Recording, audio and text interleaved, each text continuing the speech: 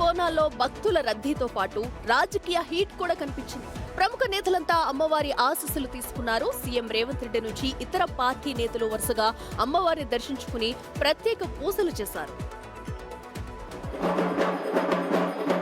సికింద్రాబాద్ ఉజ్జయిని మహంకాళి అమ్మవారి లష్కర్ బోనాల జాతర అంగరంగ వైభవంగా ఆధ్యాత్మిక శోభతో కొనసాగుతోంది. జై మహంకాళి నినాదాలు, డప్పు చప్పుళ్లు, పోతురాజుల విన్యాసాల మధ్య లష్కర్ వేదులు భక్తి పారవస్యంతో మార్మోగుతున్నాయి. తెల్లవారుజాము నుంచే పలువురు విఐపీలు, మంత్రులు, రాజకీయ నాయకులు అమ్మవారిని దర్శించుకుని మొక్కులు చెల్లించుకున్నారు.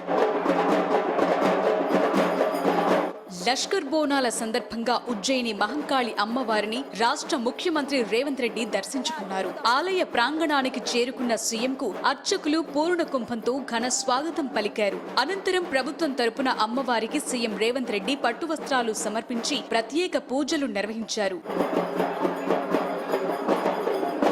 లష్కర్ బోనాలకు రాజకీయ ప్రముఖుల రాక భారీగా కనిపించింది. టీపీసీసీ అధ్యక్షుడు Mahesh Kumar Goud, BJP MP Etela Rajender, BRS working president KTR తో పాటు పలువురు నేతలు అమ్మవారిని దర్శించుకుని ప్రత్యేక పూజలు చేశారు. బోనాలు కులమతాలకు అతీతంగా తెలంగాణ సంస్కృతిని చాటే మహా పండుగని నేతలు అభిప్రాయపడ్డారు. రాష్ట్రం సుభిక్షంగా ఉండాలని, ప్రజలంతా సుఖశాంతులతో ఉండాలని అమ్మవారిని ప్రార్థించినట్లు తెలిపారు. లష్కర్ బోనాలు భక్తులతో కళకళలాడితే అమ్మవారి ఆశీస్సుల కోసం రాజకీయ నేతలు వరుస కట్టారు.